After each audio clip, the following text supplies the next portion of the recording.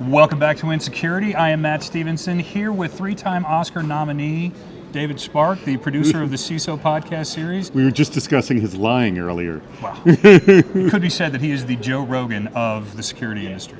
You always sort of analogize me to, I was the Ira Glass beforehand, now I'm the Joe Rogan. I prefer more Ira Glass than Joe Rogan. Yeah? I'm not a big Joe Rogan fan. I was going with ratings more than anything else. I think Ira Glass has a bigger audience than Joe Rogan. Oh, contraire, my friend. Really? Joe Rogan is the #1 rated podcast in the world. Really? I thought This American Life was. That's why I compare you to him. Oh, well, you're very kind. I'm so glad you all sat through this. People may be wondering, why are we not talking to the people who write the code or do the math that creates all this stuff?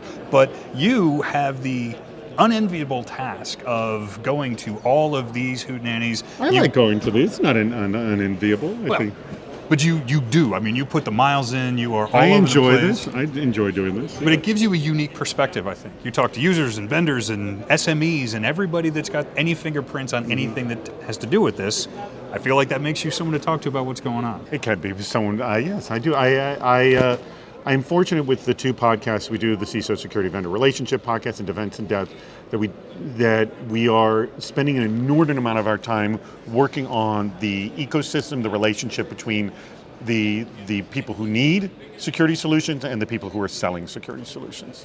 So let's talk about the people who are selling security solutions. Yes. The reason we started our podcast is because all that was happening was beating on vendors.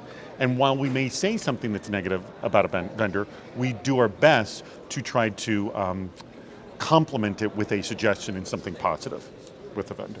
And that's not Pollyanna stuff, though. I mean, this is what I'm saying. You and your team, you are here. You really have the know-how to suggest to vendors, this might be an interesting route for you to consider as opposed to what you've done. So here's the big thing. There's a few things that I've noticed. So I talk to vendors, and if you notice, like a lot of things on their websites say, or when they are sending out mailings, or there's this push to request a demo, request a demo, request a demo, request a demo. And I then ask these vendors, is there a video demo of your product on your site or on YouTube, anywhere? And astonishingly, no, there is not. It doesn't exist. I think they're so afraid to make it that it's not going to be good enough. Yet they will do a demo in front of an individual.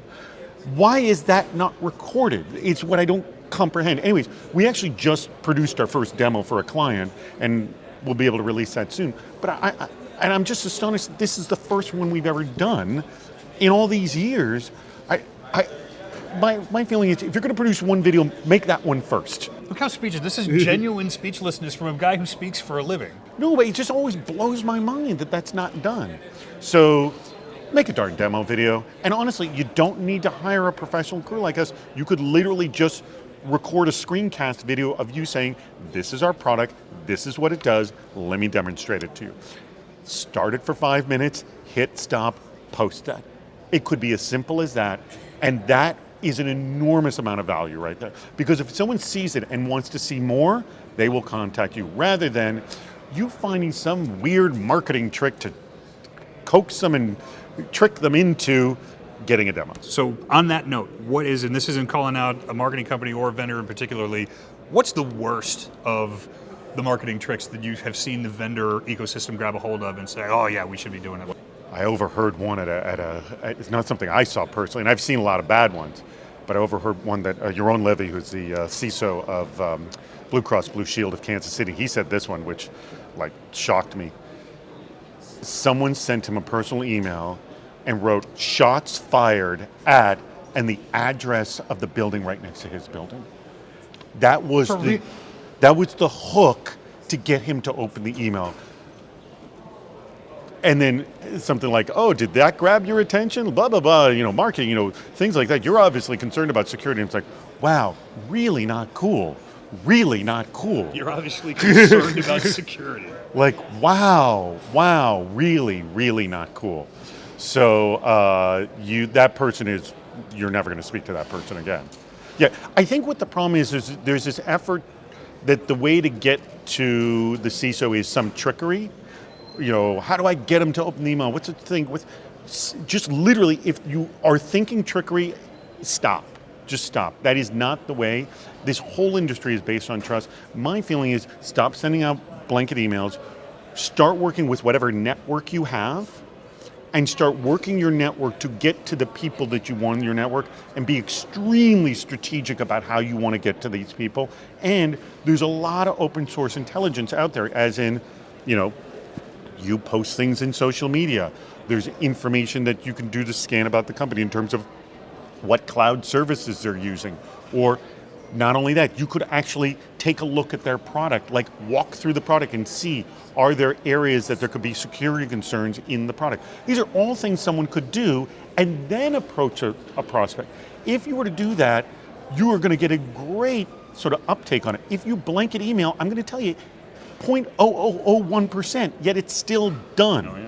It is an extremely unsuccessful technique.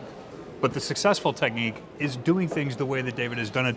We talked about the podcast series, shameless plug time. People looking for more. This is the type of stuff you will get. Go to CISOseries.com, subscribe to, you can just find it on any podcast app you listen to. If you type in the word CI or the letter CISO, you'll find our podcast. It's a yellow icon, the CISO Security Vendor Relationship Podcast. And then we have another show called Defense in Depth. So the first one I co-host with Mike Johnson, the second one I co-host with Alan Alford. They are both, by the way, if you're not following them on LinkedIn, you should. They are beloved in the cybersecurity community. And every time they sort of post about things, the community rallies around it, and I'm fortunate enough to have both of them as co-hosts. Looking for more information on you? Where can they find you? CISOseries.com. That's where to go.